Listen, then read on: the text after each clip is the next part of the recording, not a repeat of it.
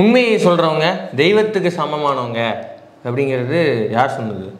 கமல் சொல்லியிருக்காப்புல, வடிவேலு ஒரு படத்தில் சொல்லியிருக்காப்புல. அது வந்து ஒரு சொலவடை. ஆமாம், ஊரெல்லாம் சொல்கிற சொலவடை.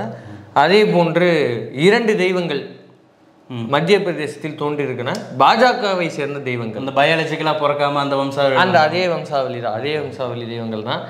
நிறைய உண்மைகளை மாறி மாறி கக்கியிருக்காங்க. என்ன மனுஷன் இல்லைன்னு ஒத்துக்கிட்டாங்களா?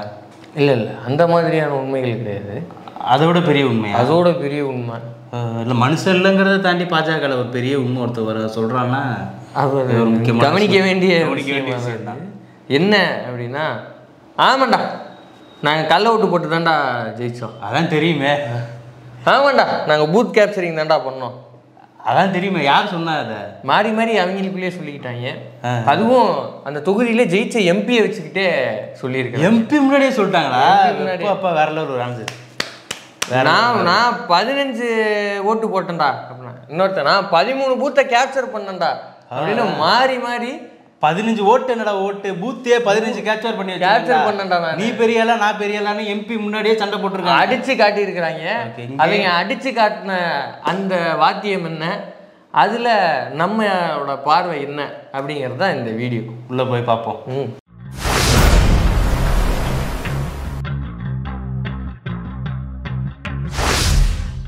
और हमारी पूरी टीम ने लटेरी में 13 मतदान केंद्रों पे कांग्रेस के पोलिंग एजेंट नहीं बैठने दी। हम लड़े हैं उसके लिए, ये कोई नहीं लड़े उसके लिए, हम लड़े हैं उनके लिए। 15 वोट मैंने डाले थे साहब। आज ये गलत परिपाटी चल रही है। बुरी तरीके से मतदान हमने करा तो जेल जाते तो हम जाते। कांग्रेस के राज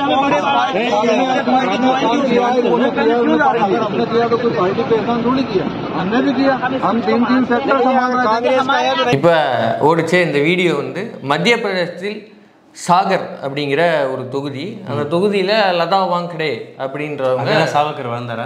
இல்லை அங்கே வாழ்ந்தாரோ நமக்கு தெரியல, பேர் ஒத்து போகுது. அப்படியா? சாகர் சாவர்கரா? Nice try. ஓகே. அந்த தொகுதியில் பாஜகவை சேர்ந்த அந்த லதா வாங்கடே அப்படின்றவங்க தான் கிட்டத்தட்ட ஒரு 4.25 லட்சம் வாக்குகள் வித்தியாசத்தில் ஜெயிச்சிருக்கிறாங்க. அவன் ரொம்ப பெரிய நம்பராக இருக்குல்ல? ரொம்ப பெரிய மேட்டராக தெரியுதா? அவங்க எப்படி ஜெயிச்சிருக்காங்க அப்படிங்கிறது தான் இந்த 2 தெய்வங்கள் மாறி மாறி உண்மையை கக்கி இருக்குது. எப்படி ஜெயிச்சாங்க? கஷ்டப்பட்டு கேம்பெயின் பண்ணி உழைச்சி ஓட்டு கேட்டு வீதி உழைக்கிறதுங்கிறதே இந்த பாஜக குரூப்புக்கு ஆகாது. அது அவங்க வம்சாவளியே அப்படி தானே. வம்சாவளியே அப்படிலாம் நீ வந்து பாஜக குரூப்புக்கு ஆகாதுன்னா அவன் 2000 வருஷமா வந்து உழைக்காம தானே இப்போ இது பண்ணிருக்காங்க. காலங்காலமா ஒரு நடைமுறை இருக்கிறப்ப அதை எப்படி ஸ்கிப் பண்றது? திடீர்னு வந்து ஒருத்தவங்க உழைச்சா அவங்களுக்கு உருத்தமா உறுத்தாது அப்படிலாம் சொல்லுவாங்க. இந்த மாதிரி இப்போ வேர்க்கிறதெல்லாம் மூதாதையரோட ஃபார்முலாவை ஃபாலோ பண்றாங்க. உழைக்காதீங்கன்னு சொல்லி அவங்க அசிங்கப்படுத்தாதீங்க. அதை அவங்க தொன்று தொட்டு பண்ணி வர்றது தான். அதனால பழைய விளக்கத்துல நம்ம குறை சொல்ல முடியாது. ஆமாம். இப்போ அந்த தொகுதியில் அவங்க ஜெயிச்சதுக்கு பின்னாடி ஏதோ ஒரு கட்சி ஈவெண்ட் மாதிரி ஏதோ ஒன்று நடக்குது போல் இருக்கு. அங்கே போயிருக்கிறாங்க. ஒரு சக்ஸஸ் பார்ட்டி ஒன்று நடந்திருக்கு. அந்த மாதிரி ஏதோ ஒன்றுன்னு வச்சுங்களேன். சக்ஸஸ் பார்ட்டியான்னு தெரில, ஏதோ ஒன்று. அவங்க போகிறப்ப என்னன்னா, சரி எம்பி வந்து நம்ம எம்பி வந்துருக்காங்களே பார்க்கலாம் அப்படின்னு இந்த தெய்வங்கள் படை சூழ உழைச்சிருக்காங்களா. ஒருத்தவன் 15 பூத்தை கேப்சர் பண்ணி காங்கிரஸ்காரன் உள்ள உள்ள இன்னொருத்தவன் 15 ஓட்டு போட்டிருக்கான். இது ரெண்டுத்துல எது பெருசுன்ட்டு அடிச்சு காட்டியிருக்காங்க. இப்போ என்ன அப்படின்னா, அவங்க போய் மீட் பண்ணணும்னு கேட்டிருக்காங்க. உடனே எம்பி கூட வந்தவங்களாம் என்ன சொன்னாங்க, ஏங்க எம்பி வந்து எம்பிக்கு சில ஷெடியூல்ஸ் இருக்குது, அவங்க கொஞ்சம் பிஸியாக இருக்கிறாங்க, நம்ம அப்பாலிக்கா மீட் பண்ணலாமே அப்படின்னு கேட்டிருக்காங்க. ஏய் இப்போ இங்கே எம்பிக்கு ஷெடியூல் இருக்குது, எம்பி பிஸியாக இருக்கிறாங்கன்னு சொல்கிறப்பெல்லாம் தேர்தல் டைமில் எங்கடா போனீங்க? அப்போ தேர்தல் சமயத்தில் எங்கே போனீங்க? நீங்களா நாங்கள் உழைச்சிருக்கிறோம். நியாயமா இல்லை? ஒரு ஓட்டு 2 ஓட்டு இல்லை, ஒரு பக்கம் 15 13 பூத்து கேப்சர் சும்மா கிடையாது. அப்போ நான் எம்பி பார்த்தேன் அப்படின்னா, அந்த இடத்துக்கு இந்த லதா வாங்கடே அவர்கள் வராங்க. வந்தோன்னே என்னங்க என்ன இது அப்படிங்கிறப்ப, இல்லை இங்கே பாருங்க, நான் வந்து 13 பூத்தை கேப்சர் பண்ணி காங்கிரஸ் பூத் ஏஜென்டே உள்ளே வராமல் பண்ணிடுறேன். அதில் இன்னும் சாதாரணமாக காங்கிரஸ் வந்து சுதந்திரத்துக்கு முன்னாடிலேருந்தே இருந்த கட்சி. சுதந்திர போராட்டத்திலாம் வந்து இருந்திருக்காங்க. பிஜேபிக்கு அப்படிலாம் வரலாறு கிடையாது. சுதந்திர போராட்டம்னா என்னன்னு கேட்பாங்க, அது எங்கே நடந்துச்சுன்னு கேட்பாங்க. சுதந்திர போராட்டம்னா அப்படியே வாட் அது எங்கே நடந்துச்சு, எங்கே அமெரிக்கா சைடு ஆப்பிரிக்கா சைடு நடந்துச்சா ப்ரோ அப்படின்ட்டு கேட்கக்கூடிய ஆட்கள் தான் பாஜகவில் பயணித்தாங்க. இவங்க சுதந்திரத்துக்கு முன்னாடிலேருந்தே போராடி இப்போ இவங்களே வந்து அவங்க உள்ளே விடாமல், பூத் ஏஜென்ட்டே உள்ளே விடாமல் அவங்க நிப்பாட்டியிருக்காங்கன்னா, அங்கே உள்ள மாநில கட்சிகள் நிலைமை என்ன, சுழற்சியோட நிலைமை என்ன, மற்ற அங்கே உள்ள சிறுபான்மையினர் மக்களோட நிலைமை, ஒடுக்கப்பட்ட மக்களோட நிலைமை என்ன, அப்போனா எந்த அளவுக்கு இவங்க கை ஓங்கி இருக்குன்னு பார்த்துங்க. பார்த்துங்க. இப்போ இதில் குறிப்பாக பார்க்க வேண்டியது, அப்போ தான் அந்த விஷயத்தை சொல்கிறாங்க. நான் வந்து அவனாவது 13 பூத்து பிடிக்கிறது, நான் ஒரு ஆள் 15 ஓட்டு போட்டிருக்கேன் தெரியுமா? நீ எத்தனை ஓட்டு போட்டீங்க? நான் ஒரு ஓட்டு போட்டேன். ஒரு ஓட்டை போட்டுட்டு பெரிய இது மாதிரி தியாகி மாதிரி பேசுறீங்க. ஒரு ஆள் 15 ஓட்டு போட்டிருக்கானா அவனை எப்படி அப்ரிஷியேட் பண்ணணும், கூப்பிட்டு இன்டர்வியூ எடுக்கணும், அவனை எவ்வளோ செலிப்ரேட் பண்ணணும். அதை விட்டு திட்டிட்டு இருக்கீங்க என்ன அதை அப்படி பார்க்கணுங்க. அது ஒரு சர்ஜிக்கல். ஆமா, இப்படி மாறி மாறி உண்மையை விட்டிருக்காங்க. நான் 13 பூத்தை பிடிச்சேன், நான் 15 ஓட்டு போட்டேன், 13 பெருசா 15 பெருசா அப்படின்னு அடிச்சு காட்டியிருக்காங்க. அப்ப எடுக்கப்பட்டதுதான் அந்த கிளிப்பு. அட கூமுட்ட சங்கிகளா, சுத்தி மீடியா இருக்காங்கிறது தெரியாம வளரி வச்சிருக்கீங்களே. இந்த இப்ப வெளில வந்துருச்சுல, மாட்டிக்கிட்டீங்கல்ல. இப்போ இல்ல, இது ஆரம்ப காலகட்டத்திலேருந்து ரிசல்ட் எல்லாம் வரதுக்கு முன்னாடி எலெக்ஷன் டைம்ல 4 கட்ட தேர்தல் முடிஞ்சதுலேருந்தே தேர்தலில் முறைகேடு 1 கோடி ஓட்டு எக்ஸ்ட்ரா போயிருக்குன்ட்டு ஒரு ஸ்டேட்ல. இது ஆரம்பத்துல எலெக்ஷன் டைம் அப்பயே வந்து ஒரு வீடியோ வந்தது எங்க உத்தரப்பிரதேசல ஃபருக்காபாத்னு நினைக்கிறேன். அந்த தொகுதியில ஒரு பூத்துக்குள்ள பூண்டு ஒரு 17 வயசு பையன் 8 ஓட்டு போட்டு அந்த 8 ஓட்டை அவன் வீடியோ எடுக்கிறான். வீடியோ எடுத்து ஆன்லைனில் சோஷியல் மீடியாவில் பகிர்றான். அவர் ஒரு இதை ஏற்படுத்துறாருங்க. 18 வயசாகி ஓட்டை எல்லாம் வாங்கி வச்சிருக்கீங்களே, ஓட்டு போட வரல பாரு, 17 வயசு சின்ன பையன், எனக்கு இருக்கிற பொறுப்பு இருக்குன்னு சொல்றாப்ல. ஏன் லைவ் போடுறாப்ல? இந்த லைவை பார்த்து நீங்களாம் வாங்க ஓட்டு போட, நான் எப்படி சமூக பொறுப்பாற்றுறேன், ஜனநாயக எப்படி செயல்படுறேன், இதை பார்த்து நீங்களும் வாங்குங்கிற ஒரு ஊக்குவிக்கிற வீடியோ தான் அது. அதையே நீங்க போய் தப்பா பேசிட்டீங்க, எனக்கு புரியல. இதுலயும் இப்படி ஒரு பார்வை இருக்கு. இப்படி 17 வயசு பையன் 8 ஓட்டு போடுறான். இப்படி வளர்ந்த எருமாடு மாதிரி வயசுல இருக்கிற இந்த ஆட்கள்லாம் 15 ஓட்டு போடுறான். அப்படிதான் திட்டுவேன். ஏன்னா ஜனநாயகத்தை வந்து கொன்றொழிக்கிற இந்த மாதிரி ஜீவன்களை அப்படிதான் திட்ட முடியும். எரும மாடுலாம் திட்டாதீங்க, நானே வந்து அப்படிதாங்க திட்ட முடியும். நம்ம லாங்குவேஜ் எரும மாடு புரிஞ்சா போச்சுங்க. அது எருமாடுகளை வந்து கேவலப்படுத்துவது, அவங்கதான் சங்கின்னு ஒரு வார்த்தையை வச்சிருக்கோம்ல, அந்த அந்த அந்த அசிங்கமான பிறவிகள் அப்படின்னு வச்சுக்கலாம். இப்படி 15 ஓட்டு போடுறான். அவன் என்னன்னா 13 பூத்தை கேப்சர் பண்றாங்கிறான். இப்ப இந்த 13 பூத்தை கேப்சர் பண்ணதுல நமக்கு பல கேள்வி இருக்குது. என்னன்னா அந்த 13 பூத்துல போலிங் ஆஃபீஸர்ஸ் இருப்பாங்கல்ல, அந்த 13 பூத்துகளுக்கும் மொத்தமாக சேர்த்து ரிட்டர்னிங் ஆஃபீஸர்ஸ் இருப்பாங்கல்ல, இவங்கெல்லாம் என்ன பண்ணிட்டு இருந்தாங்க? இந்த விஷயத்தை இவ்வளோ நாள் ஏன் சொல்லலை? ஏன்னா ஒருத்தன் பூத்தையே கேப்சர் பண்ணியிருக்கான். ஏன்னா இது ஒன்றும் பஞ்சாயத்து தேர்தலோ இதுவோ கிடையாது. ஏன்னா பஞ்சாயத்து தேர்தலையாவது உருப்படியாக இருக்காங்களா? ஏன் இதே மாதிரியான ஒரு முனிசிபல் தேர்தலில் தானே வந்து இது கேமரா சிசிடிவி கேமரா இருக்கிறது தெரியாமல் ஓட்டை வந்து டிஸ்குவாலிஃபை பண்ணி மாற்றி எழுதுனா. அப்படியான மேயர் தேர்தல் அப்படிதான் நடக்கும். வயசான ஒரு லேடி ஒருத்தவங்க இதே ஊபி சைடில் ஓட்டு போட போயிருக்காங்க. கண்ணு தெரியல அவங்களுக்கு, எதுன்ட்டு தெரியல. அவங்க காங்கிரஸுக்கு ஓட்டு போடுறாங்க, கையை நீட்டிருக்காங்க. அந்த ஆஃபீஸர் தான் வராங்க. அவங்க கையை அப்படியே தூக்கிட்டு கொண்டு போயிட்டு தாமரைக்கு குத்தி விட்டாங்க. இதை யார் பண்ணது? அங்கே உள்ள ஆஃபீஸர்ஸு. அப்படி உள்ள ஆஃபீஸர்ஸ் எப்படி இதை வந்து கேள்வி கேட்பாங்க? ஆஃபீஸர்ஸை விடுங்க, எலெக்ஷன் கமிஷன் என்ன பண்ணுச்சு? இப்போ இந்த விஷயம்லாம் எலெக்ஷன் கமிஷனுக்கு தெரிஞ்சு நடந்ததா தெரியாமல் நடந்ததா? ஏன்னா இந்த கேள்வி இருக்குல்ல. அதாவது இப்போ மத்திய பிரதேசம் எடுத்துக்கிட்டீங்கன்னா 29 சீட்டுன்னு நினைக்கிறேன். அது வந்து கிளீன் ஸ்வீப் அடிச்சாங்க. 29மே பாஜக தான் நினைக்கிறேன். ஆமா, ஒரு ஆளே 13 பூத்தை அடிச்சிருக்கான், ஒருத்தவன் 15 ஓட்டை போடுறான்னா அப்ப மற்ற பேர்லாம் எவ்வளவு எஃபெக்டிவா வேலை பார்த்துருப்பாங்க. அப்போ இந்த 29 சீட்டையும் இப்படிதான் ஜெயிச்சாங்களா அப்படிங்கிற கேள்வி வருதுல்ல. இப்படி ஏமாத்தி திருடி தான் வந்து நீ பூத்தை கேப்சர் பண்ணி மக்களை வந்து ஓட்டு போட விடாம பண்ணி தான் நீ இது பண்ணியிருக்கியா? ஏன்னா இதே மாதிரி உத்தரப்பிரதேசில் ஒரு சம்பவம் நடக்குது. இது வந்து ஆஸ்திரேலியன் பிராட்காஸ்டிங் சேனல் ஏபிசி அப்படின்ற ஒரு சேனல்ல அது நீண்ட ஒரு விலாவரியான ஒரு ஆர்டிக்கெல்லாம் வெளில வந்துச்சு. அந்த டைமில் நம்மளும் அதை பேசியிருந்தோம். ஏன்னா ஒரு குறிப்பிட்ட தொகுதியில், அந்த தொகுதியில் வந்து இஸ்லாமியர்கள் அதிகமான வாக்காளர்களாக இருக்கிறாங்க. அங்கே நிற்கக்கூடிய சமாஜ்வாதி பார்ட்டியை சேர்ந்த வேட்பாளர் வந்து இஸ்லாமிய வேட்பாளர். அவர் வந்து ஜெயிக்கக்கூடிய நிலைமையில் இருக்கார். அப்படின்னோடனே அங்கே இருக்கிற பூத்தில் கலவரத்தை ஏற்படுத்தணும், மக்களை பதட்டப்படுத்தணும் அப்படின்னு இந்த பூத் ஏஜென்ட்ஸ்லாம் இருக்காங்கல்ல, அவங்க எல்லாத்தையும் ஒருங்கிணைச்சு ஒரு பாஜகக்காரன் கிளாஸ் எடுக்கிறான். என்ன சொல்கிறான்னா, இங்கே பாரு, பெண்களையும் முதல்ல விரட்டி விட்டோம்னா, ஒரு மாதிரி அடிச்சு விரட்டி விட்டோம்னா அதுக்கப்புறம் அவங்க ஓட்டு போட வரமாட்டாங்க, பயப்படுவாங்க. அப்போ நம்ம அதுக்கப்புறம் அதை பார்த்துக்கலாம். இதுக்கு என்ன பண்ணணும்னா, முதல்ல அந்த போலிங் ஆஃபீஸரு ரிட்டர்னிங் ஆஃபீஸர்லாம் வருவாங்கன்னா முதல் நாளே அவங்க எல்லாத்துக்கும் தேவையானதை செஞ்சு கொடுத்து நம்ம பக்கம் வச்சுக்கணும், நம்ம கைக்குள்ளே போட்டுக்கணும். அதே மாதிரி இந்த போலீஸ்லாம் வந்து அடிக்கிறதுக்கு ஏற்பாடு பண்ணால் ஆளுக்கு ஒரு 200 ரூபா கொடு, ஒரு கான்ஸ்டபிள்னா ஒரு 200 ரூபா கொடு, ஒரு எஸ்ஐ அப்படின்னா ஒரு 300 ரூபா கொடு, ஒரு இன்ஸ்பெக்டர் அப்படின்னா ஒரு 300 ரூபா கொடு. லஞ்சத்தில் கூட பாருங்க 200-300 தான். ஏன்டா எங்கள் வீட்டு காசெல்லாம் 29 பைசா இப்போ இங்கே கொடுத்துட்டு மொத்தத்தையும் அங்கே தானே தூக்கிட்டு போகிறீங்க. லஞ்சம் கொடுக்குறதுலையாவது ஒரு பெருந்தன்மை வேணாம். அதில் கூட 200 300 வச்சுட்டு ஒரு போலீஸ் ஆஃபீஸர் என்ன பண்ணுவாங்க? ஏன் நீங்க யோசிச்சு பாருங்க, இது என்ன எலெக்ஷன்? இது எதுவும் முனிசிபாலிட்டி எலெக்ஷனா, பஞ்சாயத்து எலெக்ஷனா? இல்ல, இது வந்து நாட்டினுடைய பிரதமர் யாருங்கிறத தீர்மானிக்கிற எலெக்ஷன். இவனுங்க தான் ஆக்கி பார் சாக்கோ பார்ன்ட்டு கிடந்தானுங்க. அப்படி சாக்கோ பார் வேணும்னா நீ எவ்வளவு செலவு வாங்கி சாப்பிட வேண்டியதானே? 40 ரூபா சாக்கோ பார்னா தானே? ஆஹா, அடுத்தடுத்து அடிக்கிறீங்களே. வருது 400 பார் 400 சீட் அடிக்கணும்லாம் சொன்னாங்க. சரி ரைட்டு, இப்போ 400 சீட் அடிக்கணும் உங்க கட்சியோட லட்சியம் என்ன? அப்படி இருக்கிறப்ப நீ எவ்வளோ செலவு பண்ணும்? நீ பிச்சைக்காரத்தனமா 300 ரூபா இல்ல, அந்த 300 ரூபாய்க்கும் ஒருத்தன் வந்து ஒரு போலீஸ் வந்து இப்படி வேலை பார்த்துருக்கானா? அதை பார்த்துருக்கானுங்க. அவன் என்ன நிலைமையில இருப்பான்? எவ்வளோ அவலம்னா, அந்த சம்பவம் நடந்தது. போலீஸ் வந்து விரட்டி அடிச்சாங்க. அதில் வந்து ஒரு இஸ்லாமிய பெரிய ஒருத்தர் வந்து பாதிக்கப்பட்டு ஒரு படுத்த படுக்கையாக இருந்தபடி பேட்டியெல்லாம் கொடுத்துருந்தாரு. அதை பற்றி நம்ம பதிவு பண்ணியிருக்கிறோம். இப்படி எலெக்ஷன் டைம்லேயே வந்து பூத் கேப்சரிங் நடந்தது, இந்த மாதிரி வந்து வாக்காளர்களை ஓட்டே போட விடாமல் விரட்டை அடிச்சது, இப்படி ஏகப்பட்ட சம்பவம் நடந்துச்சு. ஏன் நம்ம சின்னஜி அமித்ஷா நேரத்தில் அவர் வந்து அவரை எதிர்த்து போட்டியிட்ட வேட்பாளர்கள் எல்லாத்தையும் மிரட்டி வாபஸ் வாங்க வச்சாங்க அப்படிங்கிறது பொது வெளியில நியூஸ் ஆச்சு.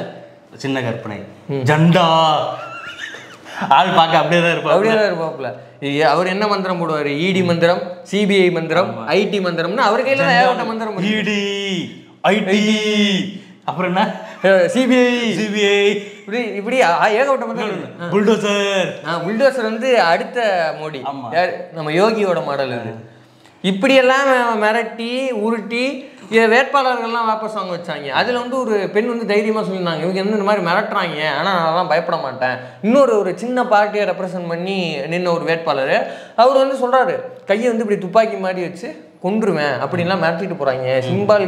சிம்பாலிக்கா இப்படிங்குவாங்க அப்படிலாம் வந்து வீடு தேடி வந்து மிரட்டுறாங்க. நான் இந்த மாதிரி ஒரு எம்பியை பார்த்து மிரட்டிருக்காங்க. எம்பி கேண்டிடேட், அதாவது கேண்டிடேட்டை பார்த்து மிரட்டுறாங்க. இதுல என்னன்னா அவர் சொல்ற இதுதான் ஷாக்கிங்கான விஷயமே. இது குறித்து நான் வந்து எலெக்ஷன் கமிஷன்ல நான் இது பண்ணேன், கம்ப்ளைண்ட்டை மெயில் பண்ணேன், ஆனால் கம்ப்ளைண்ட்டுக்கு எந்த வித ரெஸ்பான்ஸுமே இல்லைங்கிறாரு. அதாவது கம்ப்ளைண்ட்டுக்கு எந்த வித ஆக்ஷன் இல்லை அப்படிங்கிறது நம்மளால புரிஞ்சுக்க புரியுது. ஏகப்பட்ட கம்ப்ளைண்ட் வந்துருக்கும், அவங்க ஸ்லோவாக ப்ராசஸ் பண்ணலாம். இல்லை, அங்கே ஒரு சமூகத்தை திடீர்னு ஆக்ஷன் எடுத்தால் ஒரு சமூக பதட்டம் உண்டாகும். ஏன்னா வெவ்வேறு கட்சிகள் 1000 கதை வச்சுக்க ரெஸ்பான்ஸே இல்லைங்கிறதும் கம்ப்ளைண்ட்டை ஏற்றுக்கவே இல்லைன்னு அர்த்தம். அப்போ அங்கே உள்ள அரசு எலெக்ஷன் கமிஷன் எப்படி செயல்பட்டு எந்த அரசுக்காக செயல்படுது, எந்த எம்பிக்காக செயல்படுது, இப்போ பார்க்க வேண்டியது இருக்கு. ஆமா, இப்போ நான் என்ன கேட்குறேன், இந்த விஷயத்த எலெக்ஷன் கமிஷன்ட்ட இந்த மாதிரி ஒரு வெறுப்பு பேச்சு பேசுறாரு அப்படின்னு கொண்டு போய் கம்ப்ளைண்ட் கொடுத்தப்ப ஒரு ஆக்ஷன் இல்லை. ஒரு வாரம் 2 வாரம் கழிச்சு அப்படியே பொறுமையாக வந்து 2 கட்சிக்கும் லெட்டர் எழுதுனாங்க, 2 கட்சி தலைவருக்கும். இங்கே பாஜக சார்பாக ஜேபி நட்டாவுக்கு ஒரு கடிதம், இங்கே காங்கிரஸ் தலைவர் மல்லிகார்ஜுன் கார்கேக்கு ஒரு கடிதம். நீங்கள் வந்து இனிமேல் கான்ஸ்டியூஷன் அபாயத்தில் இருக்குது அப்படின்லாம் பேசக்கூடாது. ஏன் பேசக்கூடாது? கான்ஸ்டியூஷன் அபாயத்தில் தானே இருக்குது. ஆமாம் ஏங்க, ஒன்றும் இல்லைங்க, கர்நாடகா சேர்ந்த ஒரு பிஜேபிக்காரங்க அவன் வந்து ஓப்பனாக சொல்கிறான், நமக்கு வந்து 400 சீட்டு எதுக்காக வேணும் அப்படின்னா நம்ம கான்ஸ்டியூஷனை மாற்ற போகிறோம் அப்படின்னா அவன் வந்து அவ்வளவு பொதுவெளியில் தைரியமாக அதை வந்து அவன் கான்ஸ்டியூஷன் எடுத்து வைக்க பார்க்குறான், மனு தர்மத்தை எடுத்து வைக்க பார்க்குறான். மனு தர்மம்னா சொல்லுது என்ன சொல்லுது? நீங்கள் பேசக்கூடாது, படிக்கக்கூடாது, காலி ஈச்ச காத்தி ஊற்றுவோம், பொண்ணுங்க வேலைக்கு போகக்கூடாது, பொண்ணுங்க அடிமையாக இருக்கணும், இப்படிங்கிறது ஒரு 97% மக்களுக்கு எதிரானது மனுஸ்மிருதி. அந்த மனுஸ்மிருதியை சட்டமாக்கணும்ட்டு போராடிக்கிட்டு இருக்குது இன்னைக்கு வரைக்கும் பிஜேபி. அவன் வந்து பொதுவெளியிலேயே அதை சொல்றான். அப்படி சொல்லிட்டு இருக்கும்போது அதை எதிர்த்து தானே எதிர்வாதம் வைக்க முடியும். அதை நீ பேசாத அப்படின்னு இவங்களுக்கு ஒரு லெட்ரு.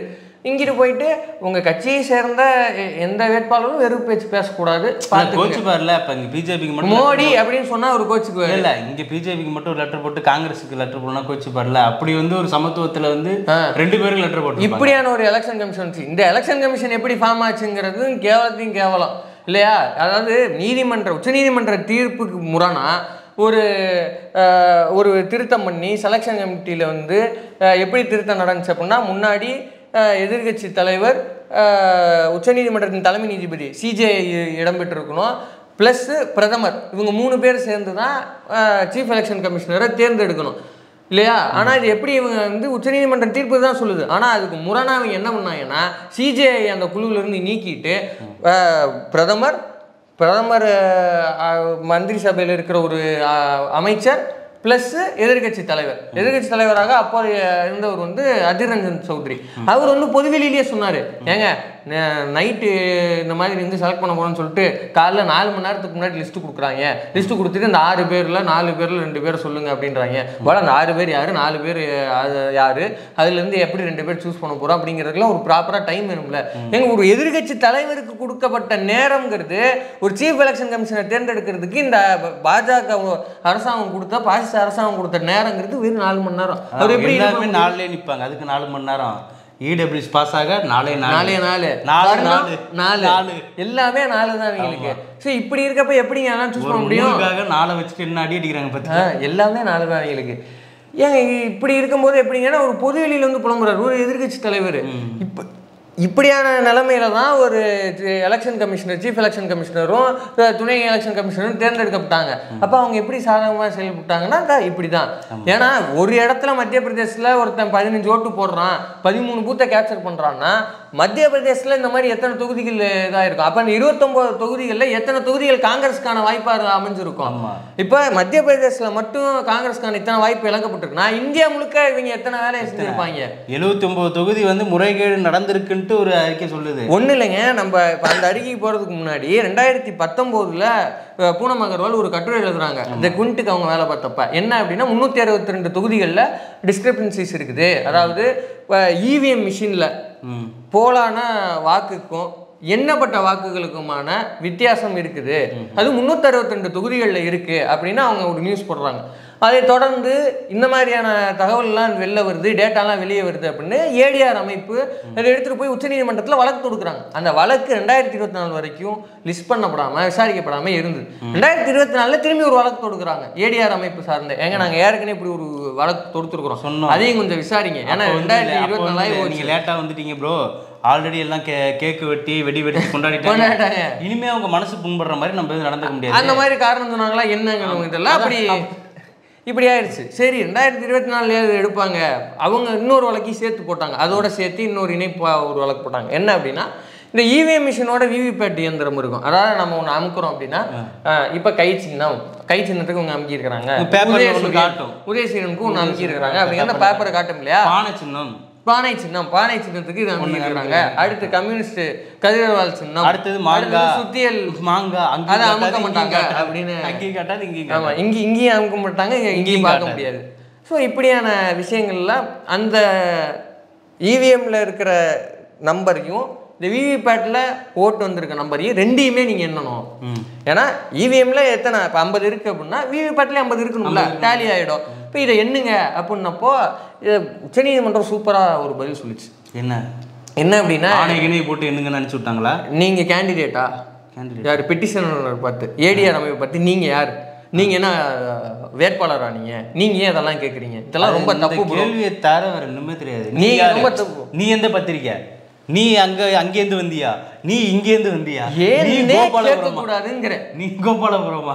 நீ ஏன்னே கேட்கக்கூடாது. Anti Indian. நீ ஏன் இப்பெல்லாம் இது பண்றீங்க? நம்புங்க ப்ரோ, நம்புங்க, இவிஎம் மிஷினை நம்புங்க. இன்னைக்கு காலம் எங்கேயோ போய்கிட்டு இருக்கு, நம்ப மாட்டீங்களா? பிரபு டைலாக போட்டு விட்டுருக்காங்க. நம்பிக்கை எல்லாம் அதானே எல்லாம் அப்படின்னு உச்சநீதிமன்றம் சொல்லிச்சு. இப்போ நான் என்ன கேட்குறேன், சொல்லி அனுப்பிச்சு விட்டுது. அதுக்கப்புறம் சில வினோதமான தீர்ப்பையும் கொடுத்துச்சு. இப்போ வந்து உங்களுக்கு சந்தேகம்னு வச்சுக்கோங்க. இப்போ ஒரு வேட்பாளருக்கு சந்தேகம், இப்போ 2ஆவதாக வந்தவரோ 3ஆவதாக வந்தவருக்கோ சந்தேகம் அப்படின்னா, அதுவும் 3ஆவது வந்தவருக்கு கூட கிடையாதுன்னு நினைக்கிறேன், 2ஆவதாக வந்தவருக்கோ நம்ம மட்டும்தான் அதுக்கான வாய்ப்பு. அப்போ மீதி ஆள்லாம் வந்து இந்த தேசத்துடைய குடிமகன் இல்லையா, இல்லை அவருக்கு அந்த உரிமை இல்லையாங்கிறது தெரில. அது உச்சநீதிமன்றம் தான் சொல்லணும் அதையும். ஏன்னா 2ஆவதுக்கு அப்படி ஒரு சந்தேகம் இருக்குது அப்படின்னா அவர் வந்து பணம் கட்டி இத்தனை மிஷின்களை மட்டும் எடுத்து எண்ணலாம், மற்றபடி நம்புங்க அப்படின்னு சொல்லி நம்பிக்கை அதானே எல்லாம் சொல்லி அனுப்பிச்சு விட்டு. இப்போ உங்களை நம்பி தானே நாங்கள் வந்தோம், உங்களை நம்பிதான் நாங்க இருந்தோம். இப்ப இவன் என்ன சொல்றான், சம்பந்தப்பட்ட அந்த நபரே 15 ஓட்டு போட்டிருக்குன்னு வாக்குமூலம் கொடுத்துட்டாங்க. சம்பந்தப்பட்ட அந்த நபரே 13 பூத்தை கேப்சர் பண்ணிருக்குன்ட்டு வாக்குமூலம் கொடுத்துட்டாங்க.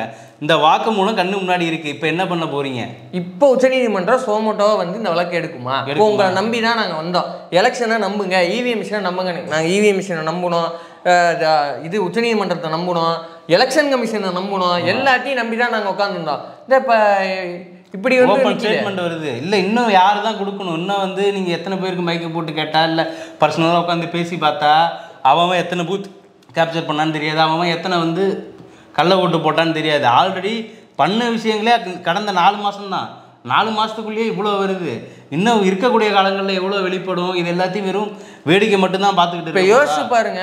ஜி வந்து நின்ன தொகுதியில் 4 ரவுண்டு ட்ரைலிங்கில் போனார். ஆமாம், இல்லை அவரே வந்து சொல்லணும், என் ஓட்டில் நானே வந்து எத்தனை ஓட்டு போட்டேன் தெரியுமா என் தொகுதியில். அப்படி சொன்னாவது எலெக்ஷன் கமிஷன் தான் நடவடிக்கை எடுக்குமா, உச்சநீதிமன்றம் தான் நடவடிக்கை எடுக்குமான்னு தான் நம்ம கேட்குறோம். ஏன்னா அவரே 4 ரவுண்ட் ட்ரைலிங்கில் போனார். ஒருவேளை இப்படி இருக்குமோ, 5 ரவுண்டுக்கு மேலே யாராவது இப்படி 15 ஓட்டு போட்டாங்களா? ஒருவேளை மதியம் வரைக்கும் சாப்பிட்டுட்டு காலையிலேருந்து 4 ரவுண்டு ட்ரெயில் மதியம் வரைக்கும் இந்த மதியம் அப்புறமா சாப்பிட்டு வந்து கடைசி 2 மணி நேரத்தில் 1 கோடி ஓட்டு போட்டாங்களே, அந்த 2 மணி நேரத்தில் இவர் போயிட்டு ஏன் 15 ஓட்டு போட்டிருக்க கூடாது? இவரே போட்டிருக்கலாம், வாய்ப்பு இருக்கு.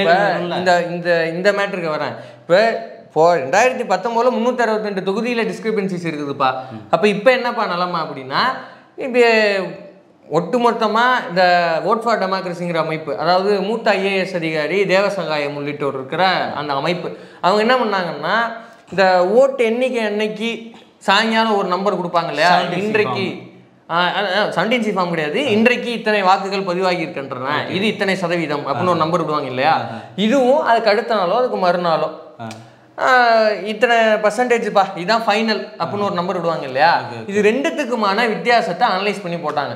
இவ்வளவு காலகட்டத்துக்கு எப்படி இருந்ததுன்னா, முத நாள் எலெக்ஷன் முடிஞ்சோடனே ஒரு நம்பர் வரும், அதுக்கு அடுத்த நாளோ அதிகபட்சமா அதோட 2வது நாளோ இதுதாங்க ஃபைனல் நம்பர் அப்படின்னு வரும்.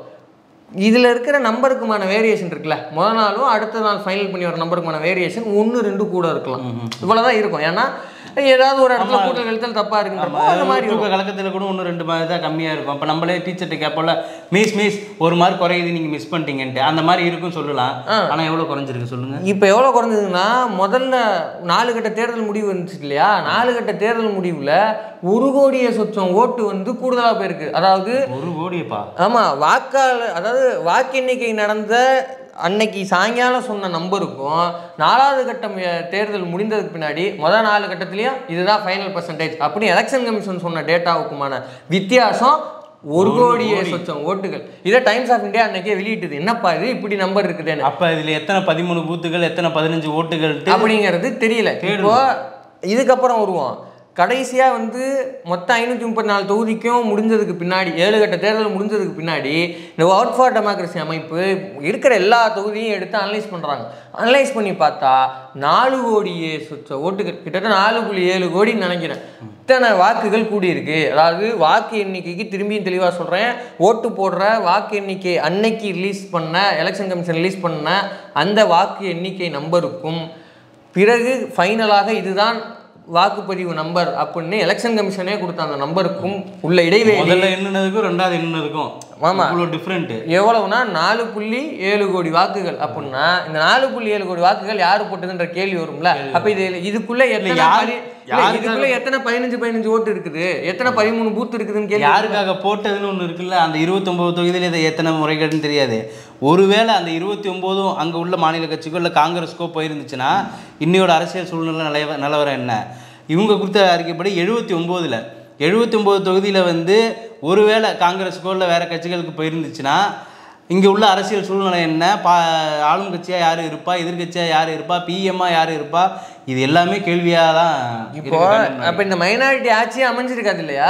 79 தொகுதிகள், அந்த 4.7 கோடி வாக்குகள்ங்கிறது மொத்தம் 79 தொகுதிகளில் என்டிஏ கூட்டணி ஜெயித்த 79 தொகுதிகளில் இந்த மாதிரியான நம்பர்கள் கூடி இருக்குது அப்படின்னு நம்பர் வருது. சரி, ஏன்டா இப்படி எப்படியா அப்படி கூடிச்சு, எலெக்ஷன் கமிஷன் தான் டேட்டா இருக்குது அப்படின்னு இந்த ஓட் ஃபார் டெமோக்ரஸி அமைப்பு போகுது. எங்கே Nirvachan Sadan election commission of India ஆஃபீஸ்க்கு போகிறப்போ வாசல்லே நிப்பாட்டி அனுப்பிட்டாங்க.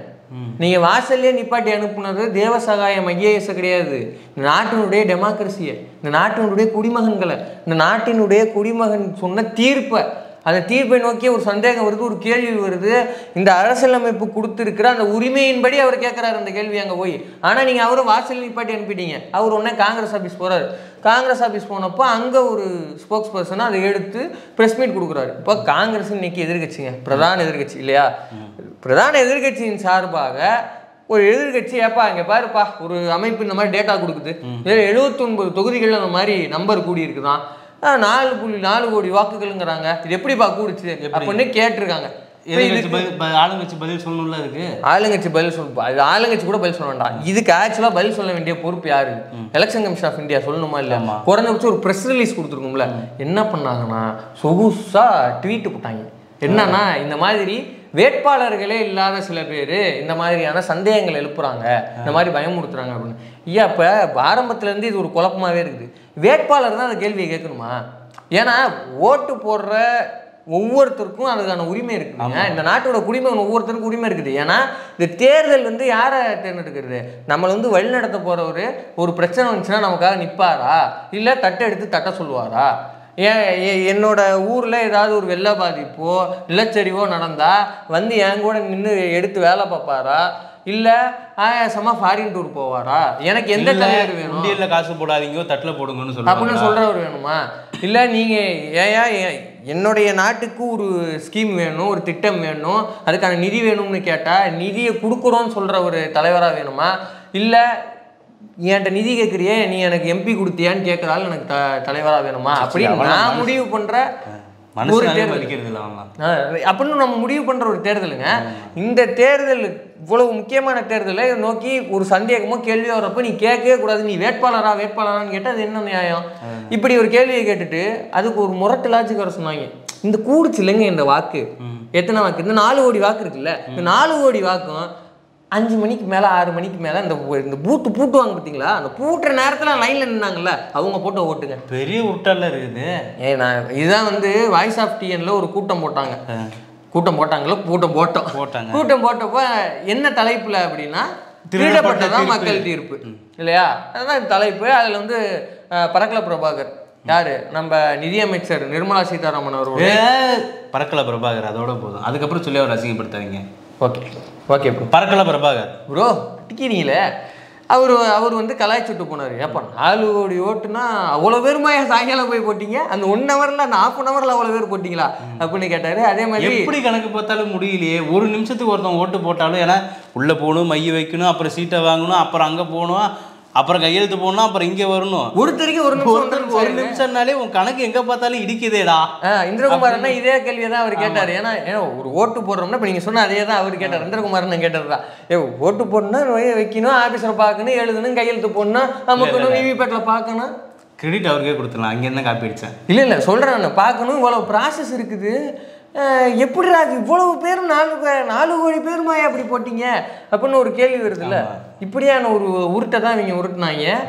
இப்போ நமக்கு என்ன கேள்வினா, இந்த 4 கோடி ஓட்டு 4 மணிக்கு மேலே போட்டதாக தான் எங்களுக்கும் தோணுது, 5 மணிக்கு மேலே போட்டதாக தான் எங்களுக்கும் தோணுது, 6 மணிக்கு மேலே போட்டதாக தான் எங்களுக்கும் தோணுது. எனக்கு ஆனால் லைனில் நின்று போட்ட ஓட்டு மாதிரி தெரியல. இது ஒரே ஆள் போய் டக்கு டக்கு டக்கு டக்கு டக்கு டக்கு டக்கு டக்கு டக்கு டக்கு அப்படி போட்ட மாதிரி தெரியும். ஏன்னா இந்த சந்தேகம் எழுப்புறதுக்கு நாங்கள் காரணம் இல்லை, நீங்கள் தான். இந்த ஸ்டேட்மெண்ட் தான். இந்த ஸ்டேட்மெண்ட் 15 ஓட்டு ப்ரோ, ஐஎம் 13 பூத்து ப்ரோ, 13 பூத்து ப்ரோ. ஏன்னா இப்படி எத்தனை 13 பூத்து எவ்வளோ இது? ஏன்னா இப்போ நம்ம ஊர் சங்கிகள்லாம் வந்து பேசினாங்க, 40 பேர் போய் கேண்டீனில் வடையா சாப்பிட போறீங்க அப்படின்னு. 40 பேர் ஜெயிச்சு போய் அங்கே கேள்வியாக கேட்டு உங்களால் கொலையா கொண்டு இருக்காங்க, பதில் சொல்ல முடியல உங்களால். ஆனால் நீங்கள் என் காசுன்ட்டு கேட்டாங்க. 29 சீட்டு வந்து இப்படி ஏமாத்தில ஜெயிச்சிருக்கீங்க, மூஞ்சி எங்கே கொண்டு போய் வச்சுக்க போறீங்க? இப்போ இங்கே நீங்கள் 40 ஜெயிச்ச மாதிரி யூபியில் வந்து ஒரு மிகப்பெரிய எழுச்சி வந்தது மாதிரி மத்திய பிரதேஷ்லேயும் வந்திருக்கலாம். இவனுங்க இந்த மாதிரி பூத் கேப்சர் பண்ணி தான் அப்போ இந்த விஷயத்த மக்களின் தீர்ப்பை இவங்க திருடி இருக்கிறாங்க. சரி, இப்போ இவ்வளோ தூரம் நடந்துருச்சு, இதை இவ்வளோ தூரம் குறிப்பிட்டு பேசணுமா அப்படின்னா இது அடுத்த கட்டமாக என்ன பண்ணணும், அதுக்கான விஷயத்த கண்டிப்பாக பேசிதான். இல்லை அடுத்த கட்ட விஷயம் என்னங்கிறத சொல்லுங்க அப்படின்னா ரொம்ப சிம்பிள். மருதையன் தோழர் தான் வந்து ஒரு பேட்டியில் பதிவு பண்ணப்போ சொன்னார், இதை நம்ம உச்சநீதிமன்றத்துக்கு எடுத்துகிட்டு போயிட்டோம், நீதிமன்றத்துக்கு எடுத்துகிட்டு போயாச்சு. அவங்க என்ன கேட்குறாங்க, நீங்கள் வேட்பாளரா ப்ரோ, நம்புங்க ப்ரோ அப்படின்னா நம்பணும். இப்போ யார் பதில்னு தெரியல. இப்போ அடுத்த கட்டமாக எலெக்ஷன் கமிஷன் தான் இதுக்கு பொறுப்பு. அவங்க மோடி பேசின வெறுப்பு பேச்சுக்கே பாயிண்ட் ஓட்டு பார்த்துக்கலாம் அப்படின்னு அமைதியாக தான் இருந்தாங்க. இதுக்கு என்ன ரியாக்ட் பண்ண போகிறாங்க? கண்டிப்பாக கிடையாது. ஏன்னா நம்ம ஊர்லலாம் சொல்லுவாங்க தும்ப விட்டு வாழை பிடிக்கிற கதை அப்படின்னு. அந்த மாதிரி எலெக்ஷன் டைம்லேயே இவ்வளவு லூசாண்டு விட்டு இனிமேல் அவங்க என்னத்தை போய் கேட்க போகிறாங்க? அப்போ அதுவும் வேஸ்ட்டு. அப்போது இதை இந்திய கூட்டணியை சார்ந்த எதிர்கட்சிகள் இதை மக்கள் மன்றத்தில் கொண்டு போய் சேர்க்கணும், மக்கள்கிட்ட இதை தெரியப்படுத்தணும். ஏன்னா மருதேந்தோல் வந்து ஒரு பேட்டியில் பங்களாதேஷில் நடக்கிற பிரச்சனையோட ஒப்பிட்டு அவர் ஒன்று சொன்னார். இப்போ பங்களாதேஷில் நடக்கிற பிரச்சனை வெறுமனை வந்து பாசிச ஆட்சி அங்கே நடைபெறுது, வெறுமனை வந்து இடஒதுக்கீடு கொள்கைகள் மக்களுக்கு விரோதமாக இருக்குங்கிறது மட்டும் காரணம் கிடையாது. அங்கே எலெக்ஷனே வந்து ஜனநாயக முறைப்படி நடத்தப்படலைங்கிறது பெரிய குற்றச்சாட்டு. இங்கேயும் அது நடந்துகிட்டு இருக்கு, இங்கேயே தான் நடந்தது, வெளிச்சத்துக்கு இப்போதான் வந்துகிட்டு இருக்கு. அப்போ இப்போலேருந்து நம்ம கேள்வியே எழுப்ப ஆரம்பிக்கணும். இதை இந்திய கூட்டணியை சார்ந்த எதிர்கட்சிகள் மக்கள்கிட்ட கொண்டு போய் சேர்க்கணும், மக்களும் இதை வந்து கேள்வி எழுப்பணும். அதற்காக பங்களாதேஷில் நடக்கிற மாதிரியான அந்த சூழல் அதை நாங்கள் சொல்லலை. ஆமாம், ஜனநாயக முறைப்படி கேள்வி எழுப்பணும், பதில் சொல்ல உடைக்கிறதோ அந்த மாதிரியான வந்து இது அப்படி ஒரு சூழல் உண்டாகாம இருக்கணும்னா மக்கள் மன்றத்துல கொண்டு போய், அது இல்லாம அது அவங்க வச்ச சில அதுவா தானா விழுந்துரும். அது நம்ம பண்ணுங்கிற அவசியம் இல்லை. ஏன்னா ஒரு காத்த 10ஆம் நம்பர் வச்சா போதும், சாஞ்சிரும். அதுவே பார்ட் சாஞ்சு வந்துடும். இல்லைன்னா சைனாக்காரனை விட்டு கட்ட சொன்னோம்னா அது கொஞ்சம் கண் மாதிரி நின்றுடும், இந்த பட்டேல் சிலை மாதிரி. ஏன்னா அது சைனாக்காரன் கட்டினது இல்லை, இவங்க கட்டின பாலமும் உழுவுது, கட்டின சிலையும் உழுவுது. அது 2-in-1 பர்பஸ், ட்ராக்லையும் போகும், ட்ரெயின்லையும் போகும். இந்த தூம் படம்லாம் பார்த்தீங்களா, பைக்கில் போயிட்டே இருப்பான், திடீர்னு கடல் வருது, ப்ரோ கடல் வருது, இப்போ போகிறான்னு ஒரு பட்டன் அழுத்தினா கடல் உள்ளேயும் போகும். அந்த மாதிரி வந்து அது கட்டியிருக்காங்க. இந்த GTA YCT கேம்லலாம் பாஸ்வேர்டு போட்டால் பைக்கு கார்லாம் வந்து தண்ணியில் வர மாதிரி மோடி ஆட்சியில் வந்து ட்ரெயின் மண்ணிலையும் போகும். பர்பஸ் அதை நீ அப்படி தான் பார்க்கணுமே தவிர அதை தவறாக புரிஞ்சுக்கூடாது. ஓகே, இப்படி பங்களாதேஷில் நடந்த மாதிரியான எக்ஸ்ட்ரீம் பிரச்சனைக்கு போகாமல் இருக்கணும் அப்படின்னா இந்த மாதிரியான பிரச்சனைலாம் மக்கள் மன்றத்தில் விவாதித்து மக்கள்கிட்ட கொண்டு போய் இது பண்ணி நியாயமான இதுக்கான பதிலோ விடையோ கிடைக்க வைக்கணும் அப்படின்னு அவர் சொல்லியிருப்பாரு. அதுதான் இதுக்கான வழி. இப்போ இதில் நம்ம என்ன கேட்டுக்கிறோம் அப்படின்னா, இந்திய கூட்டணியை சார்ந்தவங்க இதை ப்ரெஷர் பண்ணி இந்த குறிப்பிட்ட மத்திய பிரதேசில் ஒரு பகுதியில் மட்டும் கிடையாது, வேற இன்னும் எத்தனை பகுதிகளில் இந்த மாதிரி நடந்திருக்குங்கிறத கண்டறியணும். இதற்கு துணை போன அந்த போலிங் ஆஃபீஸர்ஸ், ரிட்டர்னிங் ஆஃபீஸர்ஸ் எல்லாமே IAS அதிகாரிகள். இந்த IAS அதிகாரிகளை இதுக்கு பொறுப்பாக்கணும், அவங்களுக்கு உரிய சட்ட நடவடிக்கை அவங்க மேலே பாயப்படணும். இதே மாதிரி எத்தனை தொகுதிகளில் நடந்திருக்குங்கிறதையும் கண்டறியணும். முக்கியமாக இந்த தொகுதியில் வெற்றியை இன்வேலிட்னு டிக்ளேர் பண்ணணும், வெற்றி செல்லாதுன்னு அறிவித்து மறுதேர்தல் கொண்டு வரும், எல்லாத்தையும் விசாரித்து மக்கள் மடி வைக்கணும். அவ்வளோதான் கேட்டுக்கணும். ஆமாம், அப்போது இந்த மைனாரிட்டி ஆட்சி கூட இவங்க வந்து கிக்கி பிக்கிங்கிறாங்க. சங்கிகளாக நல்லா புரிஞ்சுங்க, நீங்கள் இப்போ இருக்கிற மைனாரிட்டி ஆட்சி கூட இப்படி திருடப்பட்ட ஆட்சி தான். ஆமாம்.